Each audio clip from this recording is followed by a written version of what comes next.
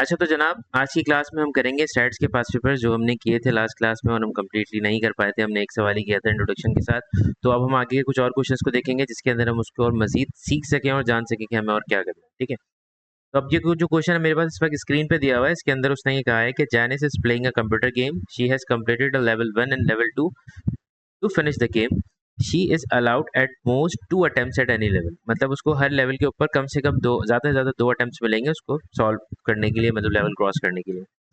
For level 1 the probability that Janice completes it at first attempt is 0.6। अगर वो first attempt पे उसको complete कर लेती है तो उसकी प्रोबेबिलिटी है 0.6। If she fails at first attempt the probability that she completes it at second attempt is 0.3। अगर वो पहले अटेम्प्ट पे फेल करने के बाद फिर उसको कंप्लीट करती है तो प्रोबेबिलिटी होगी 0.3। वो कह रहा है if Janice complete level 1 she immediately moves on level 2। अगर वो लेवल 1 कंप्लीट करती है तो फौरन जंप करके लेवल 2 पर चली जाएगी। For level 2 the probability that Janice completed first attempt is 0.4। अगर वो पहले अटेम्प्ट के अंदर उसको कंप्लीट करती है तो वो 0.4 होगी। If she fails at first attempt the probability that she completes second attempt is 0.2। अच्छा, अब इसको समझने के लिए मुझे इसमें और भी बहुत सारे पार्ट्स करने हैं, तो मैं बेहतर ये है कि मैं इसके लिए एक ना ट्री डायग्राम अपने हिसाब से बना लूँ और उस ट्री डायग्राम की मदद से मैं एग्जैक्टली इसको सॉल्व करूँगा तो मेरे पास चीज़ें काफ़ी ज़्यादा क्लियर हो जाए। ठीक है, तो अब मैं अपनी आसानी के लिए एक ट्री डायग्राम बना रहा हूँ। ठीक है, अब उसने जो मुझे कहा था उसके हिसाब से लेवल 1 से स्टार्ट करते हैं। ठीक है, अगर लेवल 1 की बात करेंगे तो लेवल 1 को पास करना है या फिर फेल करना है। ठीक है, ये है मेरे पास एग्जैक्टली मेरा लेवल 1।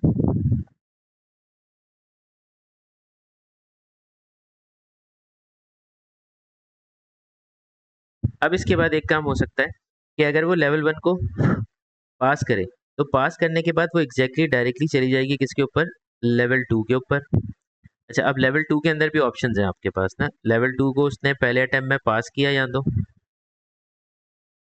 फिर उसने पहले अटेम्प्ट में उसको फेल किया और देन फिर उसने लेवल को पास किया।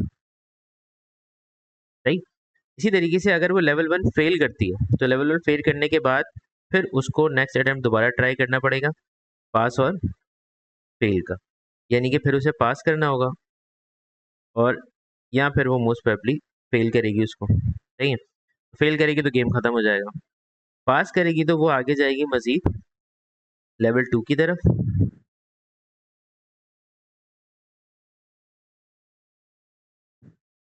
और लेवल 2 में उसके बाद दोबारा से वही ऑप्शंस आ जाएंगे, यानी कि वो पास कर ले या फेल कर ले, और फेल करेगी तो एक अटेम्प्ट और मिलेगा उसको पास करने के लिए, और लेवल 2 के बाद गेम जो है वो एंड हो जाएगा, तो फेल करने का कोई चांस ही नहीं है, सेकंड अटेम्प्ट में उसने क्लियर कर लिया।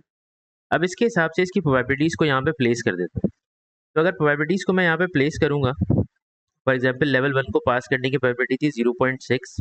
ठीक है, और अगर वो पास कर लेती तो डायरेक्टली जंप करके कहाँ चले जाएगी, लेवल 2 के ऊपर। लेवल 2 को अगर उसने पहले अटेम्प्ट में क्लियर किया तो उसकी प्रोबेबिलिटी है 0.4, जो कि यहाँ डिटेल में लिखी हुई थी इस जगह पे। सही, अच्छा, अब मिसाल के तौर पे अगर उसने लेवल 1 पास नहीं किया, उसको फेल किया, तो फेल करने की प्रोबेबिलिटी होगी 0.4। उसके बाद वो दोबारा ट्राई में पास कर लेगी उसको, अगर दोबारा ट्राई में पास कर लेती है तो प्रोबेबिलिटी है 0.3। ठीक है, और वो पास करने के बाद फिर जाएगी वो लेवल 2 के ऊपर। अब लेवल 2 में वही हो रहा होगा, लेवल 2 के अंदर प्रोबेबिलिटी पास करने की 0.4 होगी। ठीक है, अब अगर लेवल 2 में पहुंचने के बाद फॉर एग्जांपल वो लेवल 2 के अंदर वो फेल करती है, वो लेवल 2 के अंदर फेल करती है, अगर वो लेवल 2 के अंदर फेल करती है तो उसके बाद नेक्स्ट अटेम्प्ट में पास करने की प्रोबेबिलिटी है 0.2 कि सेकंड अटेम्प्ट में उसने पास कर लिया, तो प्रोबेबिलिटी यहाँ भी आ जाएगी 0.2। अब सेम थिंग यहाँ पे प्रोबेबिलिटी आएगी 0.6 और यहाँ पे आएगी 0.6, क्योंकि एक ब्रांच की जो प्रोबेबिलिटी होती है उसका टोटल हमेशा 1 होता है। ठीक है, अब पढ़ते हैं इसके सवालों को और इनके जवाब देते हैं।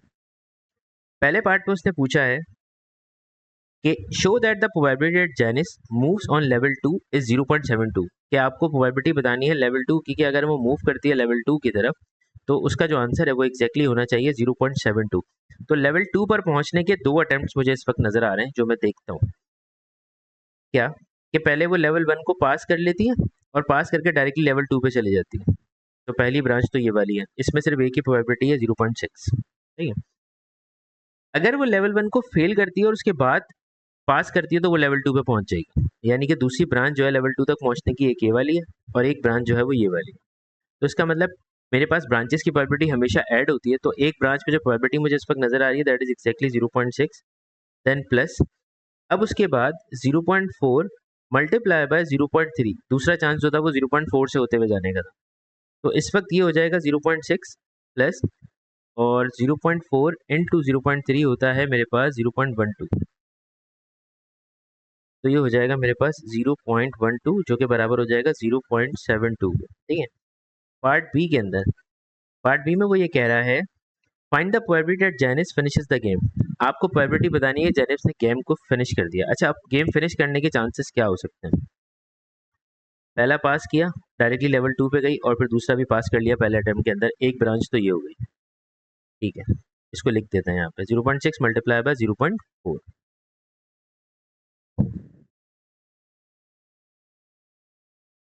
प्लस।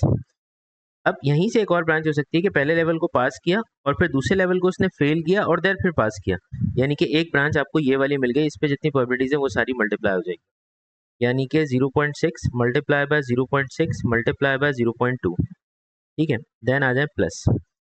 अच्छा, अब ये दो ब्रांचेस ऊपर से मैंने क्लियर कर लिया गेम को, अब नीचे से करते हैं। पहले अटेम्प्ट को फेल किया, फिर पास किया और लेवल 2 पे पहुंची, और उसके बाद लेवल 2 को पहले अटेम्प्ट में ही पास कर लिया। तो एक ब्रांच तो ये हो गई। इस ब्रांच में जो प्रॉपर्टीज आ रही हैं उसके हिसाब से ये होना चाहिए 0.4 मल्टीप्लाई बाय 0.3 मल्टीप्लाई बाय 0.4। सही है, देन प्लस। अब क्या होगा नेक्स्ट अटेम्प्ट के अंदर? फेल किया, पास किया, लेवल 2 पे पहुंची, फिर फेल करके दोबारा पास कर लिया, यानी कि इसका मतलब ये हुआ कि 0.4 multiply by 0.3 multiply by 0.6 multiply by 0.2। ठीक है, तो ये मैंने अपने गेम को फिनिश कर दिया।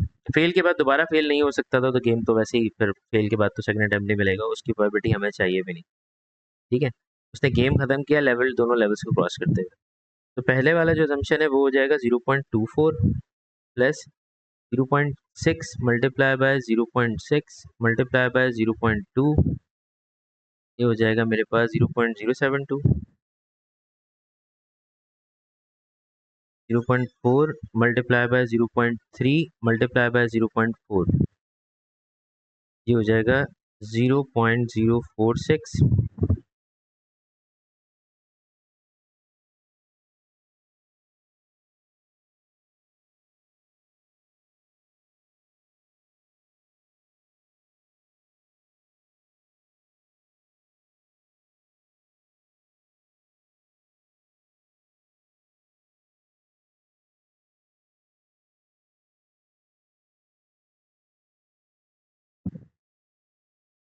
और उसके बाद मेरे पास 0.4 multiply by 0.3 multiply by 0.6 multiply by 0.2, ये हो जाएगा मेरे पास 0.0144।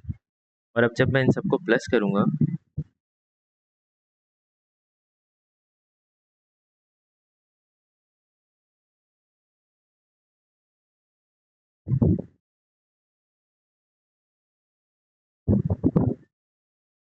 जीरो पॉइंट 37, और ये मेरे पास आ रहा है एग्जैक्टली 0.4 इंटू,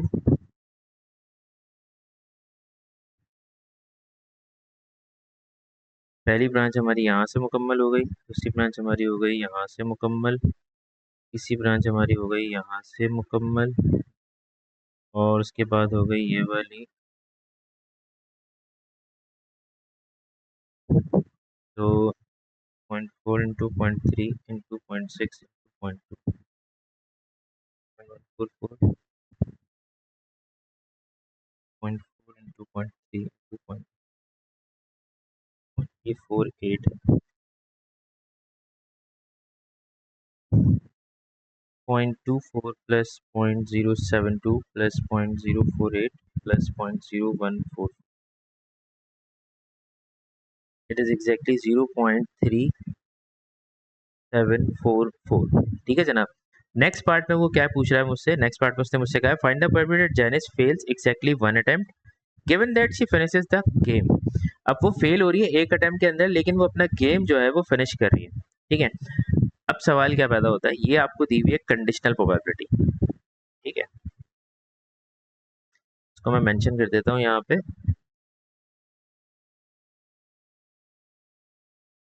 कंडीशनल प्रोबेबिलिटी। अच्छा, आप कंडीशनल प्रोबेबिलिटी को किस तरह से सॉल्व करेंगे आप उसके क्वेश्चंस को?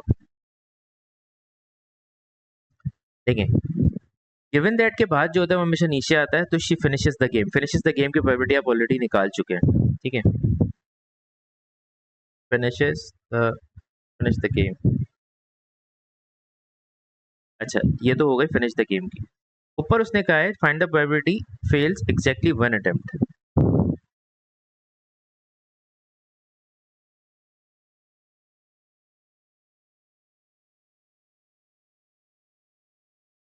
अच्छा, अब मैं आपको समझाता हूँ कैसे होगा ये। देखो बेटा, एग्जैक्टली वन अटेम्प्ट में फेल होने का मकसद ये हुआ कि ऐसा हो सकता है वो पहले अटेम्प्ट में पास करे और फिर वो फेल होने के बाद फिर पास करे, तो एक दफ़ा फेल हो जाएगी, ठीक है। सेम उसी तरीके से हो सकता है वो पहले फेल हो जाए और पास करे और फिर नेक्स्ट लेवल को डायरेक्टली पास कर ले, राइट। ये पॉसिबिलिटी हो सकती है एग्जैक्टली फेल होने की। तो मेरे पास दो कंडीशंस मुझे नज़र आ रही हैं इस वक्त कि भाई सक्सेस मिली, फेल हुई और फिर success milli.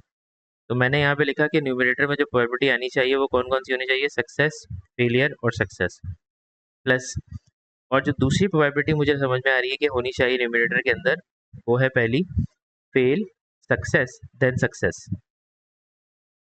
Fail success then success divided by जो प्रोबेबिलिटी मैंने पहले निकाली फिनिशेस द गेम की, यानी कि probability for finishes the game, ये मैं पहले अटेम्प्ट में कैलकुलेट कर चुका हूँ।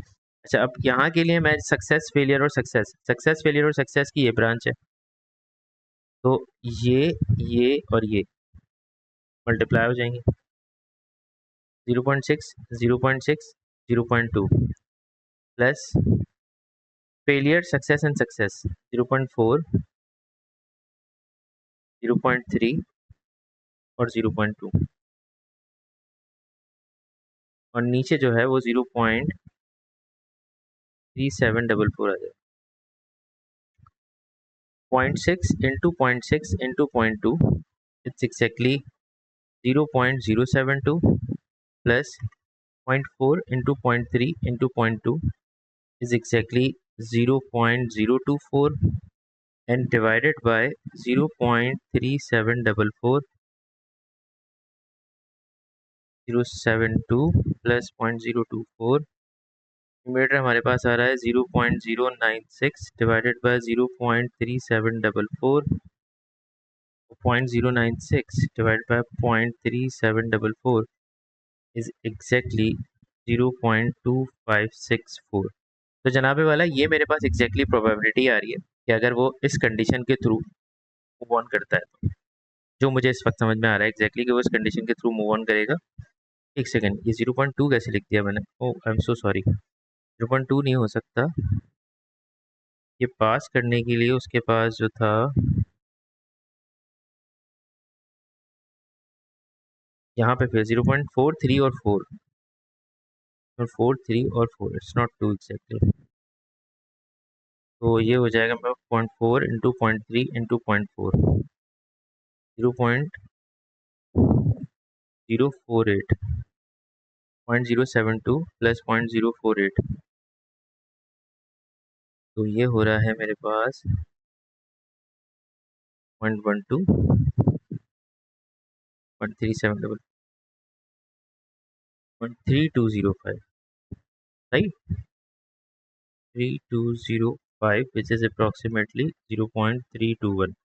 ठीक है जनाब, तो ये वाला मेरा क्वेश्चन यहाँ पर कंप्लीट हो गया और अगले क्वेश्चन जो है वो आपको अब मिल जाएंगे कनेक्टेड वीडियो के साथ। अच्छा, मेरी आप लोगों से एक रिक्वेस्ट है, रिक्वेस्ट ये है कि बेटा जो लोग भी इस वीडियो को देखते हैं तो काइंडली आप चैनल को सब्सक्राइब भी किया करें, लाइक भी किया करें और शेयर भी किया करें मेरी वीडियोस को। और आपको अगर यही टॉपिक में नज़र आता है कि यार मुझे इस टॉपिक में थोड़ी सी हेल्प चाहिए, इस तरह की कोई वीडियो मेरे पास होनी चाहिए, तो आप वहाँ पे नीचे कमेंट करें, मैं डेफिनेटली उससे रिलेटेड वीडियो भी आपको बनाकर दे दूँगा। Thank you so much. हाँ तो जनाब, इस क्वेश्चन में उसने पूछा है कि Sajid is practising for a long jump competition. Sajid जो है प्रैक्टिस कर रहा है लॉन्ग जंप कंपटीशन की। He counts any jump that is longer than 6 metre as a success. ठीक है, जो 6 मीटर से ज़्यादा की होगी वो 6 सक्सेस होगी। On any day the probability that he success with his first jump is 0.2। अगर वो पहली जंप पे सक्सेस लेता है तो probability 0.2। For any subsequent jump the probability of a success is 0.3। If a previous jump was a success and 0.1 otherwise, Sajid makes 3 jumps. ठीक है, वो टोटल 3 जंप्स वो लेगा। ठीक है, एग्जैक्टली जो उसने बताया हुआ 3 जंप्स के हिसाब से 3 जंप्स उसको लेनी है। अच्छा, अब उसमें आपको सबसे पहले काम जो उसने करने के लिए आपको दिया है that is a tree diagram. आपको ट्री डायग्राम से उसको इलस्ट्रेट करना है तमाम प्रोबेबिलिटीज को। टोटल जंप्स उसकी 3 है, सही है। तो पहले हम जंप्स कैलकुलेट कर लेते हैं, मतलब जंप्स के लिए प्रोबेबिलिटी बना लेते हैं। सक्सेस हो सकती है उसको, और उसको फेलियर हो सकता है पहली जंप के ऊपर, ये पॉसिबिलिटी है। फिर उसके बाद सेकंड जंप के ऊपर पॉसिबिलिटी है आपके पास कि उसको सक्सेस और फेलियर दोनों हो सकते हैं।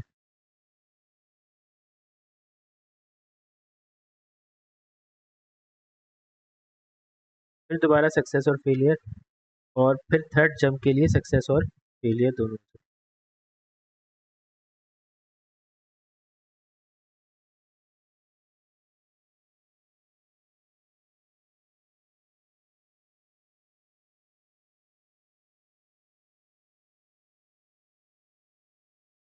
अब इस पे प्रोबेबिलिटीज लिखते हैं उसके हिसाब से।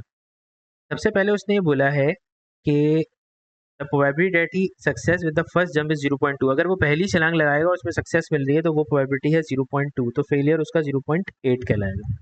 ठीक है, उसके बाद वो कह रहा है for any subsequent jump the probability of a success is 0.3। अगर सक्सेस के बाद दोबारा से उसको सक्सेस मिली है तो डेफिनेटली उसकी प्रोबेबिलिटी है 0.3। ठीक है, क्योंकि सक्सेस के बाद फौरन सक्सेस मिल गई। फेलियर के बाद नहीं बोला उसने, सक्सेस के बाद बोला। ठीक है, अच्छा, और if the previous jump was a success and 0.1 otherwise. अच्छा, अगर previous jump was a success, अगर वो पहली जंप उसके पास सक्सेस थी तो उस केस के अंदर उसकी प्रोबेबिलिटी 0.3 होगी, एंड अदरवाइज 0.1 अदरवाइज।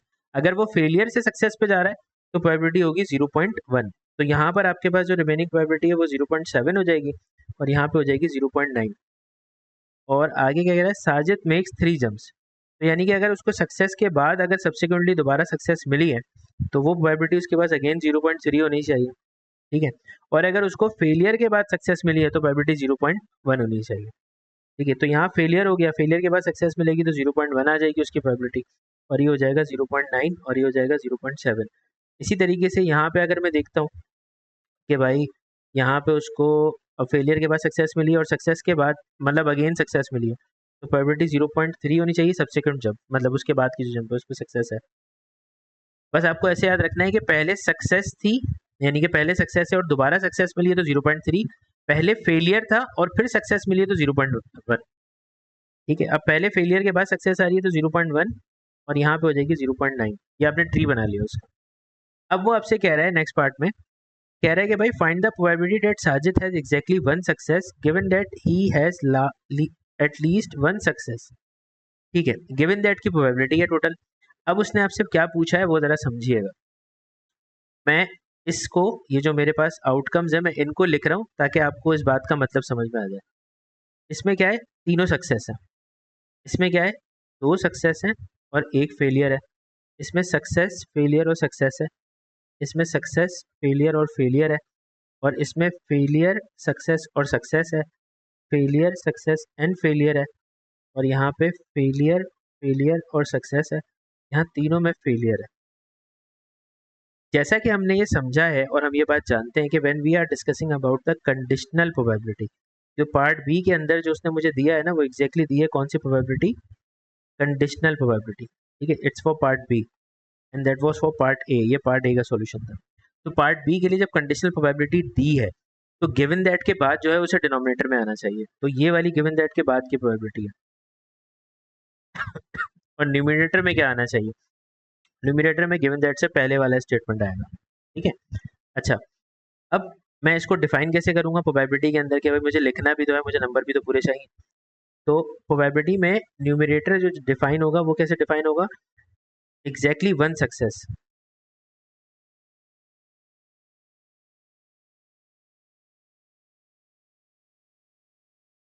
और डिनोमिनेटर में आएगी एटलीस्ट वन सक्सेस।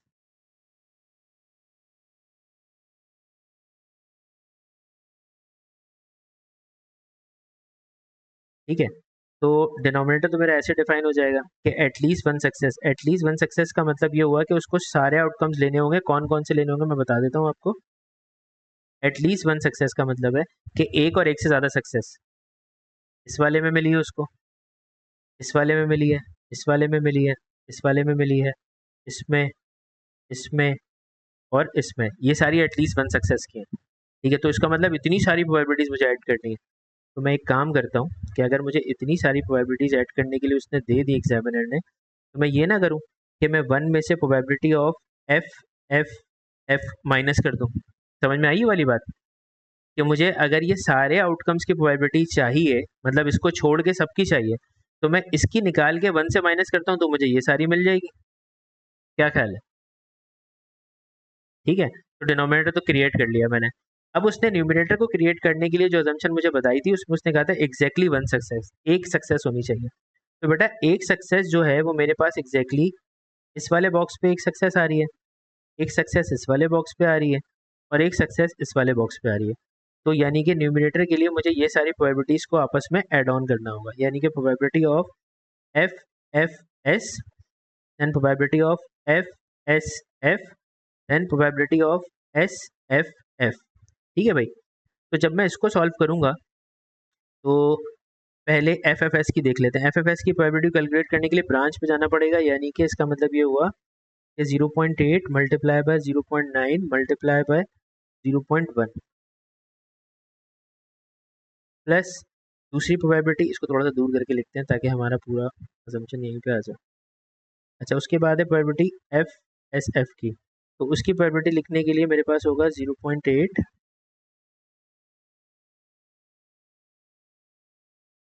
0.1 एंड 0.7, फिर प्लस तीसरी वैल्यू को लिखने के लिए मेरे पास होगा 0.2 मल्टीप्लाई बाय 0.7 मल्टीप्लाई बाय 0.9। ठीक है, और नीचे वाले के लिए मैं ये करता हूँ कि मैं 1 से सारे फेलियर्स को माइनस कर देता हूँ, यानी कि 0.8 मल्टीप्लाई बाय 0.9 मल्टीप्लाई बाय 0.9। अब कैलकुलेट कर लेते हैं कि प्रोबेबिलिटी क्या आएगी। 0.8 into 0.9 into 0.1 that is exactly equal to 0.072 plus 0.8 into 0.1 into 0.7, 0.056 हो जाएगी, 0.056 प्लस 0.2 इंटू 0.7 इंटू 0.9, ये हो जाएगी मेरे पास 0.126, और इसमें आपके पास 1 से माइनस होगी ये वाली, तो 0.8 इंटू 0.9 इंटू 0.9 करूँगा तो ये हो जाएगी मेरे पास 0.648, 0.072 प्लस 0.056 प्लस 0.126, ये हो जाएगी मेरे पास 0.254, और 1 से माइनस करूँगा 0.648 को तो ये हो जाएगी मेरे पास 0.352। ठीक है भाई, क्लियर हो गई बात यहाँ तक? यहाँ तक सारी चीज़ें आप लोगों को समझ में आ गई होंगी, आई होप सो। अब इसको मुझे सिर्फ डिवाइड करना, मेरे पास फाइनल आंसर क्रिएट हो जाएगा।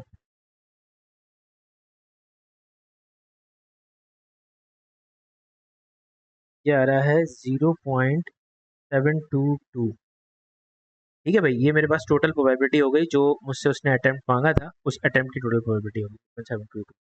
अच्छा, उसके बाद उसने मुझसे पूछा था, उसने मुझे कहा था ऑन अनदर डे, किसी और दिन, साजिद मेक 6 जंप्स, साजिद ने जो है वो टोटल 6 छलांगे लगाई हैं। The probability that only first 3 jumps are success और only his last 3 jumps are success. यहाँ तो उसकी फर्स्ट 3 जंप सक्सेस है, या फिर उसकी लास्ट 3 जंप सक्सेस है। अब देखते हैं, अब इसको हमें कैलकुलेट करना है। ठीक है, अब उसने टोटल जो छलांगे लगाई हैं 6 छलांगे लगाई हैं। ठीक है, यानी कि इसका मतलब ये हुआ कि probability of S S S और देन सक्सेस के बाद 3 सक्सेस के बाद फिर उसके बाद क्या हो रहा है उसका,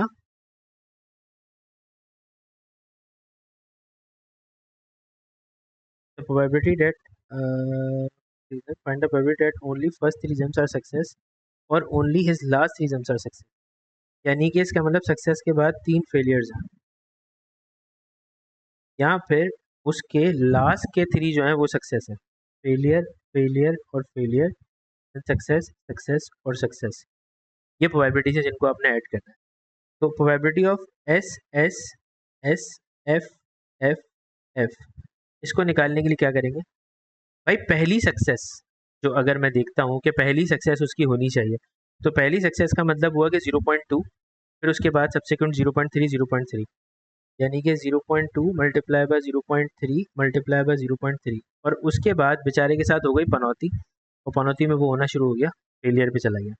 यानी कि अब दो सक्सेसेस के बाद, यानी कि अब जब उसका फेलियर आएगा तो सक्सेस के बाद जो फेलियर था वो हमेशा हमारे पास 0.7 पे आ रहा था। सक्सेस, दो सक्सेस हो गई, देखो आप कोई भी देख लो, कोई भी एक सक्सेस के बाद जो फेलियर है वो 0.7 पे आ रहा है, ठीक है, और फेलियर के बाद अगला फेलियर जो है वो 0.9 पे आ रहा है, ठीक है, और उसके बाद फेलियर वो 0.9 ही चलता रहेगा। तो अब मैंने क्या किया कि बाकी जो दो थी, अब सक्सेस के बाद फेलियर 0.7 हो गया, फिर उसके बाद failure 0.9 and then again failure will also be 0.9।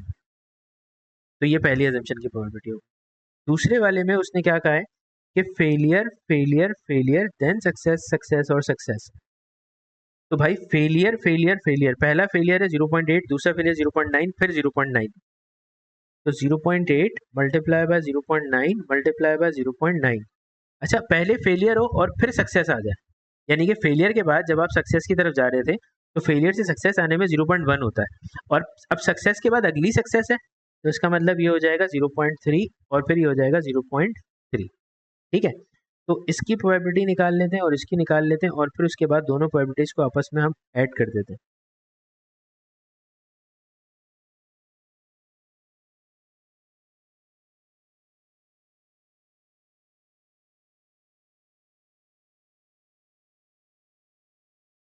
Zero point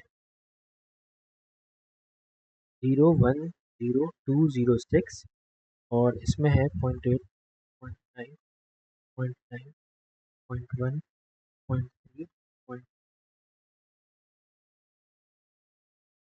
0.005832।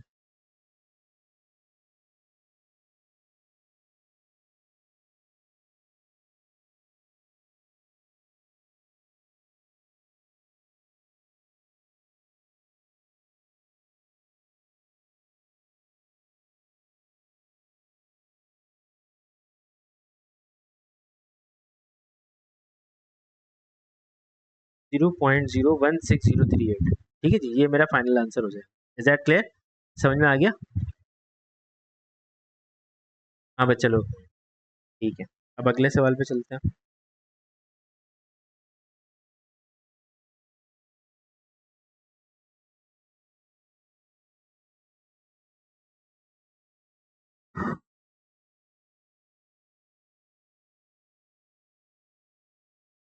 Question number 4।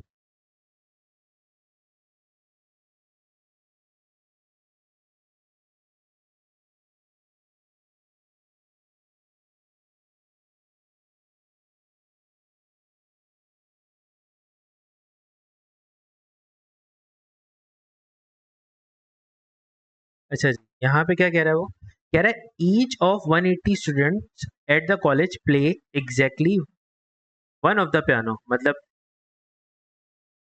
One of the piano, exactly one of the piano. अच्छा, हर कोई एक आध एग्जैक्टली पियानो तो बजा रहा है, the guitar and the drum. यहाँ तो पियानो बजा रहा है, या गिटार बजा रहा है, ड्रम बजा रहा है, ऐसा कोई बच्चा नहीं है जो कुछ ना बजा रहा हो। The number of male and female students who plays the piano guitar and the drums are given in the following table. जो कि बजा रहे हैं उनका आपको चार्ट उसने बना के दिया हुआ है। A student at the college is chosen at random, एक बच्चे को आपने रैंडमली सिलेक्ट किया। Find the probability that the student plays a guitar, आपको प्रोबेबिलिटी बतानी है कि स्टूडेंट जो है वो गिटार प्ले कर रहा है।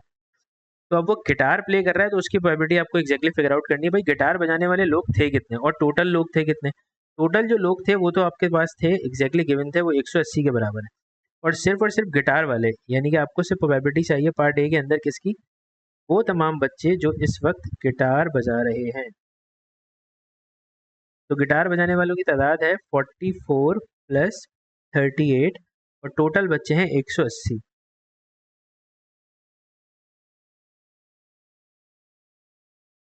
ये हो जाएगा 0.456, ठीक है। पार्ट बी पे चलते हैं। पार्ट बी में वो कह रहा है find the probability that the student is male given that the student plays the drum. ओहो, अच्छा, अब मुझे इसकी कंडीशन बनानी होगी ना। तो कंडीशन कैसे बनाऊंगा बेटा मैं, देखो गिवन दैट के बाद जो आ रहा है, क्योंकि कंडीशनल प्रोबेबिलिटी है, तो गिवन दैट के बाद जो आ रहा है वो डिनोमिनेटर में आ जाएगा। डिनोमिनेटर में क्या आएगा, मेरे पास आएगा student play drum.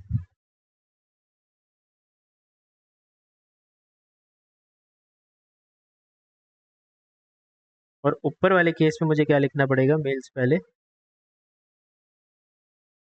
Student is male. अच्छा, अब इसको करने का तरीकेकार क्या होगा, देखो पहले तो ड्रम बजाने वालों की प्रोबेबिलिटी निकालो। टोटल ड्रम बजाने वाले कितने थे, 11 और 20। तो ड्रम बजाने वाले जो थे वो 11 प्लस 20 डिवाइडेड बाय 180, ये तो ड्रम वाली की प्रोबेबिलिटी होगी। अब ऐसे कितने बच्चे थे जो मेल होने के साथ साथ ड्रम बजा रहे थे, जो मेल होने के साथ साथ ड्रम बजा रहे थे वो थे 11/180। Is that clear? ये बात समझ में आ गई? ये बात समझ में आ गई बेटा?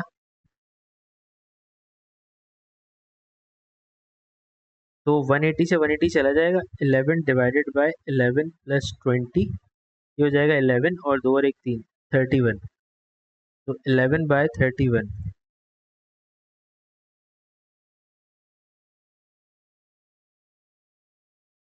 0.355। क्लियर है? अच्छा जी, आगे चलते हैं पार्ट सी पे। पार्ट सी में क्या कह रहा है, पार्ट सी में कह रहा है determine whether the event the student plays the guitar and the student is a female are independent. ये दोनों प्रोबेबिलिटीज जो है वो आपको चेक करके बतानी है कि ये डिपेंडेंट है या इंडिपेंडेंट है, ये आपको आइडेंटिफाई करना है।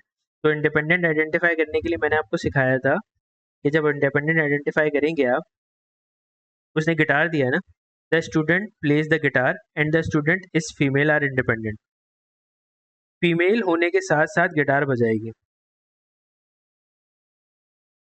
तो ये अगर इसके बराबर हो गई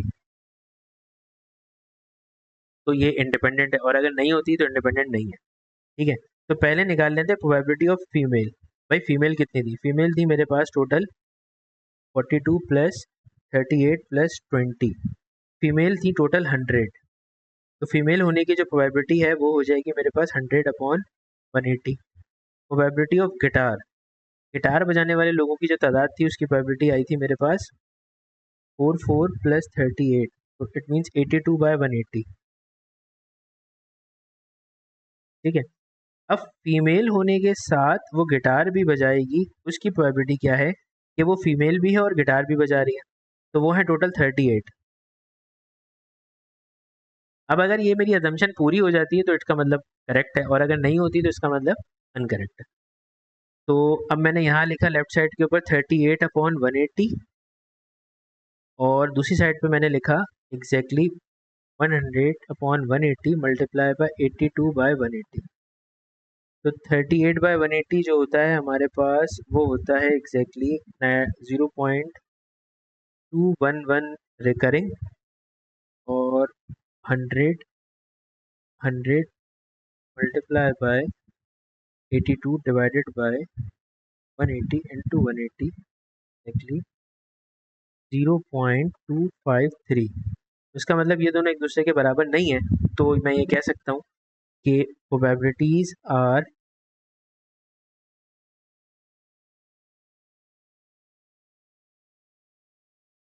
नॉट इंडिपेंडेंट। क्लियर है? समझ में आ गई बात? हाँ भाई, इंडिपेंडेंट वाला केस भी समझ में आ गया। अब देख लेते हैं एक और सवाल।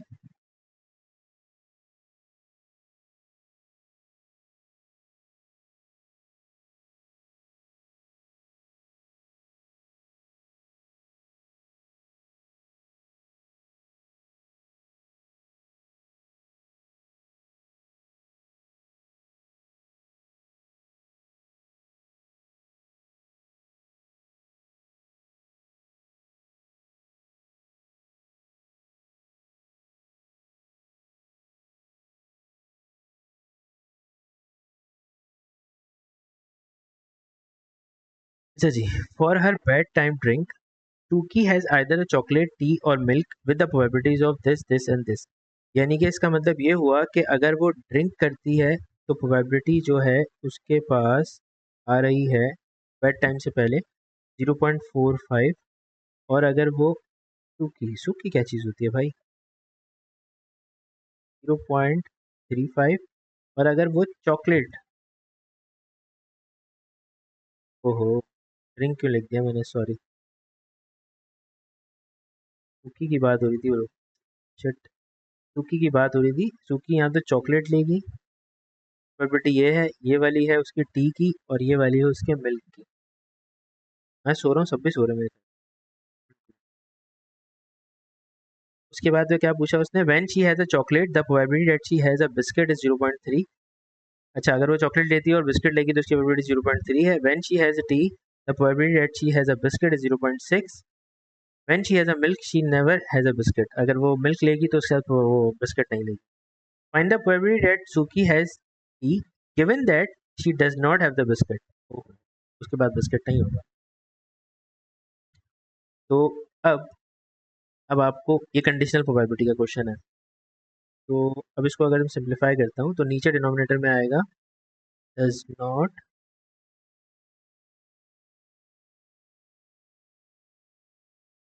हैव बिस्किट, और ऊपर आएगा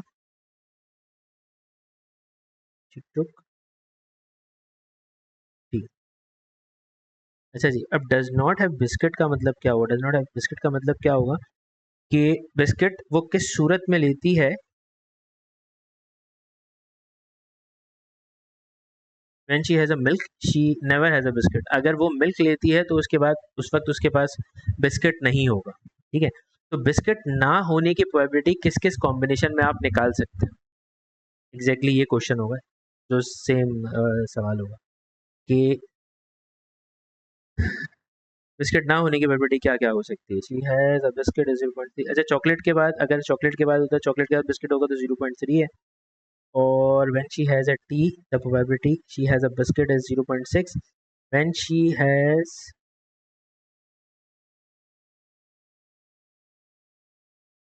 मिल्क तो she never has a biscuit. तो चॉकलेट के बाद अगर उसके पास देखा जाए,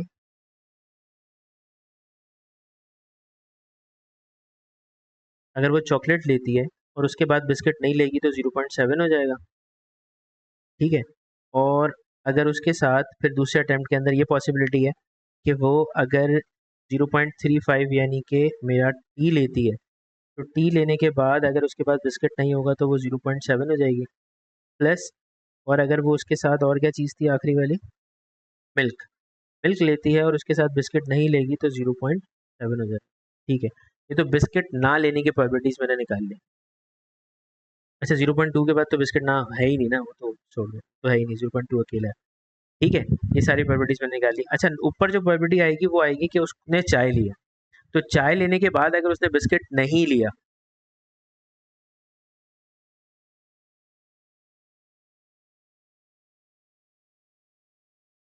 चाय लेने के बाद उसने अगर बिस्किट नहीं लिया तो वो 0.35, एक सेकेंड, ये वाली प्रोबेबिलिटी है 0.6,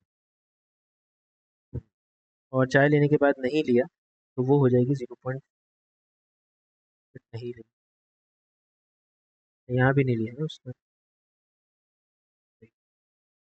तो हो जाएगा 0.35 इंटू 0.4 इज 0.14, और नीचे हो जाएगा आपके पास 0.45 इंटू 0.7, 0.315 प्लस 0.35 इंटू 0.4, ये हो जाएगा मेरे पास 0.14 plus 0.2, 0.14 divided by 0.315 plus 0.14 plus 0.2, ये हो जाएगा मेरे पास 0.655। 0.14 डिवाइड बाय 0.655 इज एग्जैक्टली 0.2137। हाँ भाई, ये बताओ, ये वाली बात समझ में आ गई? इसमें क्या किया मैंने, दोबारा से बता दूं क्वेश्चन को? देखो, अगर वो चॉकलेट लेती है तो चॉकलेट लेने के बाद बिस्किट की प्रोबेबिलिटी 0.3 है, और अगर नहीं लेती तो 0.7 हो जाएगी बिस्किट की ना। तो वो मैंने क्या किया, एग्जैक्टली उन दोनों को मैंने मल्टीप्लाई करवा दिया। सेम उसी तरीके से अगले अटेम्प्ट के अंदर अगर वो ऐसा करती है कि वो लेती है टी, तो टी के साथ अगर बिस्किट लेती है तो 0.6 होगी, अगर नहीं लेगी तो 0.4 हो जाएगी, वो मैंने यहाँ लिख दी। सेम उसी तरीके से अगर वो मिल्क लेती है तो मिल्क के साथ तो बिस्किट था ही नहीं, तो वो अकेली रह जाएगी। ठीक है, तो बिस्किट ना होने की प्रोबेबिलिटी मैंने डिनोमिनेटर में लिख दी, और ऊपर उसने कहा कि वो टी लेगी, तो टी के साथ बिस्किट कब नहीं लेगी उसकी प्रोबेबिलिटी क्या है, टी लेने की 0.35 थी और बिस्किट ना लेने की टी के बाद 0.4 थी, 0.35 इंटू 0.4, तो मैंने सिंप्लीफाई किया तो मेरे पास 0.2137 आ गया, जो कि एग्जैक्टली 5 मार्क का क्वेश्चन। ठीक है, अच्छा आप इसको चाहें तो आप इसको अलग अलग भी कैलकुलेट कर सकते थे, सिंपली इसको डिफाइन करके, सिंपली डिफाइन करने का तरीकेकार ये होता कि जैसे उसके पास अटेम्प्ट्स थे ना, उन अटेम्प्ट्स को देख लो, मैं तुम्हें ऐसे समझा देता हूँ, तुम्हें ऐसे बात आसानी से समझ में आ जाएगी। अगर तुम इसका ट्री डायग्राम बनाते तो तुम्हारे पास 3 डिफरेंट ऑप्शंस थे।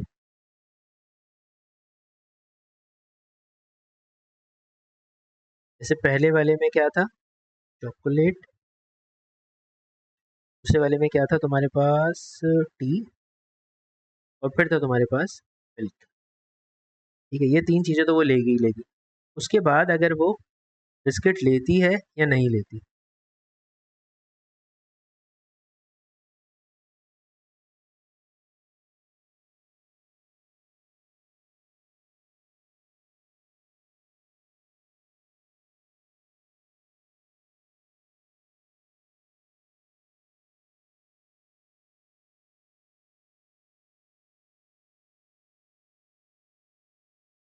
ठीक है, अब देखो, तुम अगर चॉकलेट लेते तो चॉकलेट की प्रोबेबिलिटी 0.45, टी की थी 0.35 और मिल्क की थी 0.2। चॉकलेट के बाद अगर बिस्किट लेते तो चॉकलेट के बाद बिस्किट की थी 0.3, तो फेलियर की हो जाएगी 0.7। टी के बाद बिस्किट की प्रोबेबिलिटी थी 0.6, तो ना लेने की हो जाएगी 0.4, और मिल्क के बाद बिस्किट लेने की प्रोबेबिलिटी थी नहीं 0, ना लेने की हो जाएगी 1, क्योंकि वो था ही नहीं उसके बाद बिस्किट। ठीक है, तो यहाँ तक बात समझ में आ गई। अब अब मैं इस ट्री डायग्राम को अगर रीड करूँ तो तुम उससे आइडेंटिफाई कर सकते हो। देखो मैंने यहाँ पे यही किया, डिनोमीटर बनाने के लिए does not have biscuit, does not have biscuit यहाँ पे आएगा कि चॉकलेट के बाद बिस्किट नहीं है, फिर उसके बाद टी के बाद बिस्किट नहीं है, और उसके बाद मिल्क के बाद बिस्किट नहीं है, तो वो मैंने अलग ही लिखा है, और उसके बाद न्यूमिनेटर में आएगा शी टुक टी, टी के बाद बिस्किट नहीं लिया, तो टी और ना बिस्किट, तो ये वाली प्रोबेबिलिटी। सही है, क्लियर हो गई बात। हाँ बस चलो, ये 5 मार्क का क्वेश्चन था, तो ये अगर आप ट्री डायग्राम से करेंगे तो that will be very easier for you, आपके लिए बहुत आसान हो जाएगा ट्री डायग्राम से। सही है, अच्छा अब एक सवाल और देख लेते हैं आगे, और उसके बाद हम इसकी एक और क्लास भी लेंगे जिसमें हम और भी सवालों को करेंगे, क्योंकि इसके सवाल बहुत ज़्यादा होते हैं तो थोड़ा प्रॉब्लम ना हो जाए पेपर में, इसलिए हम इसके एक और अटैम्प्ट में सवाल भी करेंगे, और उसके बाद फर्दर ऑन हम आगे बढ़ेंगे अगले टॉपिक की तरफ।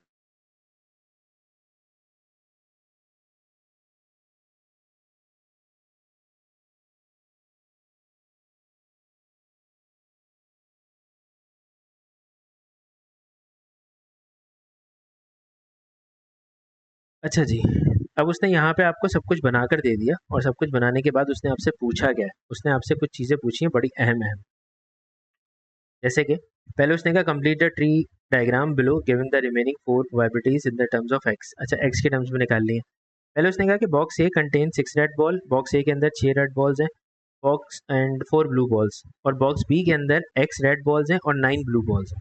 ठीक है, अब वो क्या कह रहा है, a ball is chosen at random from box A and place in box B, and a ball is then chosen at random from box B. अच्छा, अब वो बॉक्स ए से आप एक बॉल पिक करके बॉक्स बी में डालते हैं और फिर बॉक्स बी सिलेक्ट करते हैं। देखो बॉक्स बी में जो है वो एग्जैक्टली प्रोबेबिलिटी जो है वो 9 प्लस एक्स है, मतलब 9 और एक्स, रेड एक्स है और वो 9 है, तो अगर मैं एक बॉल उठा के डालूं तो वो हो जानी चाहिए 10, क्योंकि प्रीवियस से मैंने अगर यहाँ डाली तो वो 10 हो जाएगी। ठीक है, अब सुनना मेरी बात, पहले बॉक्स से तुमने रेड उठाई, रेड उठा के तुमने दूसरे बॉक्स में डाली, पहले से इस बॉक्स में रेड पड़ी हुई थी एक्स, तो अब रेड कितनी हो जानी चाहिए, अगर पहले से इसमें रेड पड़ी हुई थी एक्स तो अब रेड कितनी होनी चाहिए। या अल्लाह, इतना मुश्किल सवाल पूछ लिया मैंने। भाई देखो, पहले से इसमें पड़ी हुई थी एक्स, ठीक है, जब तुमने एक प्रीवियस बॉक्स से उठा के इसमें डाल दी तो वो हो गई एक्स प्लस 1, और टोटल के लिए आएगा नीचे एक्स प्लस 10, क्यों, क्योंकि नीचे भी डिनोमिनेटर भी तो बढ़ जाएगा ना उस वक्त। सही है, अच्छा अब पहले बॉक्स में पड़ी हुई थी रेड, रेड के बाद तुम आ गए डायरेक्टली ब्लू के ऊपर, तो रेड तुमने उठा के दूसरे बॉक्स में अगर डाली तो उससे ब्लू की ज़ात पे कोई फ़र्क नहीं पड़ेगा, वो रहेगा 9। हाँ, अलबत्ता ये ज़रूर होगा कि नीचे x प्लस 10 हो जाएगा। ठीक है भाई, क्लियर हो गई बात। सेम उसी तरीके से पहले बॉक्स से अगर तुमने ब्लू उठा के दूसरे बॉक्स में डाली तो उससे रेड की ज़ात पे कोई फ़र्क नहीं पड़ेगा, वो x ही रहेगा, लेकिन नीचे x प्लस 10 हो जाएगा। पहले बॉक्स से ब्लू उठा के दूसरे बॉक्स में अगर ब्लू डालोगे तो उस वक्त तुम्हारे पास ब्लू की क्वांटिटी पहले 9 थी, तो एक ब्लू और मजीद आने से वो हो जाएगी 10 और नीचे हो जाएगा x प्लस 10।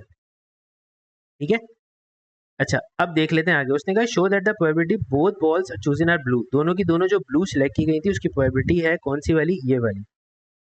तो दोनों की दोनों अगर बॉल्स ब्लू हैं तो ब्रांच को रीड करूंगा मैं 4/10 मल्टीप्लाई बाय 10/x+10, तो 10 से 10 कैंसिल हो जाएगा और वाकईतन ये प्रोबेबिलिटी है 4/x+10।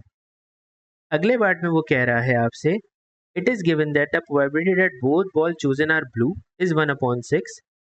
Find the probability correct to 3 significant figure that the ball chosen from box A is red given that the probability from box B is red. अच्छा अब जो है ना उसने नीचे 3 सिग्निफिकेंट फिगर दे दिया, तो इसका मतलब कुछ ना कुछ झोल है उसमें। तो उससे पहले ऊपर जो अजम्पशन दी है ना उससे तुम एक्स निकालने की कोशिश करोगे, तुम वहां से एक्स को फिगर आउट कर लो। वो कह रहा है it is given that the probability that both ball chosen are blue is 1/6, यानी कि जो दोनों की दोनों बॉल चूज की गई थी वो 1/6 है। तो तुमने जो पहले पार्ट में काम किया था 4/x+10 वाला, उसको बराबर रख दो किसके, 1/6 के। यहाँ से तुम एक्स निकाल लो, ये हो जाएगा 24 और ये हो जाएगा x+10 और ये हो जाएगा 24 - 10, that means x is equal to 14। x की वैल्यू तुमको मिल गई है 14। ठीक है, अब आगे चलते हैं अगले पार्ट की तरफ। ये पार्ट ए था, अब पार्ट बी को सॉल्व करते हैं उसके हिसाब से जैसे उसने बोला है। उसने बोला है गिवन दैट वाला क्वेश्चन, तो इसका मतलब कंडीशनल प्रोबेबिलिटी है, तो मैं थोड़ा इसको यहाँ कर लेता हूँ।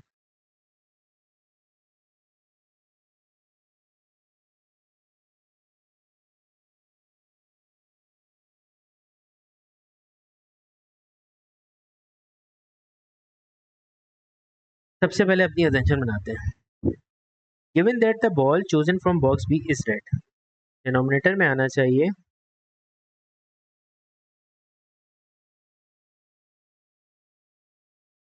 Ball from B is red. जो दूसरे बॉक्स से बॉल उठाई गई है वो रेड है। ठीक है, और न्यूमिनेटर में आना चाहिए that the ball chosen from box A is red.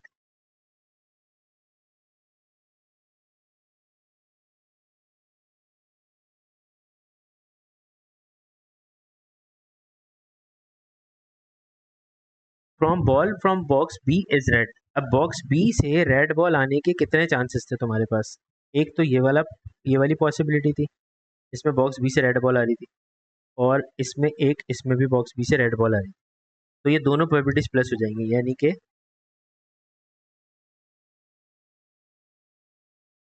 6/10 multiply bye x+1 on x+10 plus, और दूसरी एजम्पशन थी 4/10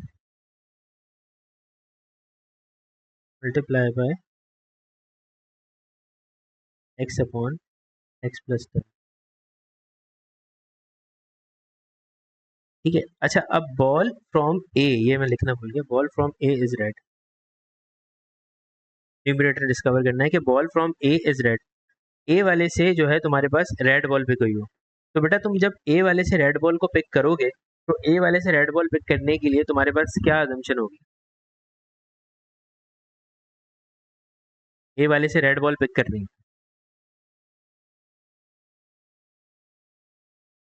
और बॉक्स बी से भी रेड होनी चाहिए, ए से भी रेड और बी से भी रेड। कौन सा वाला आउटकम होगा? ये वाला। ठीक है, अच्छा ये जो मैंने यहाँ पे लिखा है ना, देखो इस अजम्पशन का मतलब ये होता है जब आप कंडीशन प्रोबेबिलिटी में जाते हो कि ball from A is red, numerator discover करने के लिए ball from A is red, तो इसका मतलब है कि ball from A is red and ball from B is red, मतलब ये दोनों की दोनों अजम्पशंस यहाँ पे होनी चाहिए। कहने का मकसद क्या हुआ कि ए से भी रेड उठे और बी से भी रेड उठे, और नीचे जो डिनोमिनेटर जनरेट होता है वो सिर्फ इसका होता है कि बॉक्स बी में रेड होनी चाहिए। समझ आ गई बात? तो अब ऊपर वाली कंडीशन को अगर मैं देखता हूँ तो इसका मतलब ये है कि ए से भी रेड होनी चाहिए, बी से भी रेड होनी चाहिए। तो ए से रेड होने की प्रोबेबिलिटी है ये वाली और बी से भी रेड होने की प्रोबेबिलिटी है ये वाली, यानी कि पूरी ब्रांच है। यानी कि इसका मतलब 6/10 multiply bye x plus 1 divided by x plus 10। अब मुझे यहाँ पे x की वैल्यू सब्स्टिट्यूट करनी है। 6/10 मल्टीप्लाई बाय x था 14, तो 15 और 14 प्लस 10 इज 24। ये हो गया मेरा न्यूमरेटर। डिनोमिनेटर होगा 6/10 multiply by 14 plus 1 is 15 divided by 24, then plus 4/10 multiply by 14 divide by 14 plus 10 is 24 again. तो ये हो जाएगा मेरे पास 6/10 मल्टीप्लाई बाय 15 24, के ऊपर आ रहा है 3/8 divided by 3/8 plus 4/10 multiply bye 14/24, that is 7/30।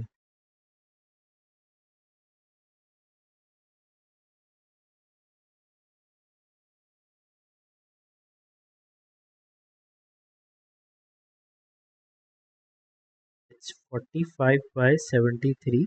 और उसने मुझसे कहा है कि आंसर तुम्हें देना है कैसे, 3 सिग्निफिकेंट फिगर्स में। तो 45/73 इज एग्जैक्टली 0.616। ठीक है जनाब, तो ये हमारे हो गए आज के पास पेपर्स। अब अगली क्लास में हम इसके कुछ और सवाल भी कर लेंगे, मतलब 5 से 10 सवाल और 5 सवाल और कर लेंगे मजीद, तो हमारे पास टोटल नंबर ऑफ काउंट्स खासे हो जाएंगे, 10-12 हो जाएंगे। तो फिर उसके बाद आपसे पास पेपर के क्वेश्चन होना शुरू हो जाएंगे। मैं उम्मीद करूंगा कि उसके बाद आप पास पेपर के क्वेश्चन खुद से अटेम्प्ट कर लें, क्योंकि मैंने इसमें सारे केसेस को डिफाइन कर दिया कि इंडिपेंडेंट कब आ रहा है और दूसरी असम्पशंस कब आ रही है, सिंपल प्रोबेबिलिटी कब आ रही है, जैसे कि हमने प्रोबेबिलिटी में स्टार्ट किया था। ठीक है, तो अगली क्लास में इंशाल्लाह फिर मुलाकात करते हैं और उसके पास में के कुछ और सवालों को करते हैं। ठीक है बेटा, तब तक के लिए अपना बहुत सारा ख्याल रखिएगा। अल्लाह हाफ़िज़।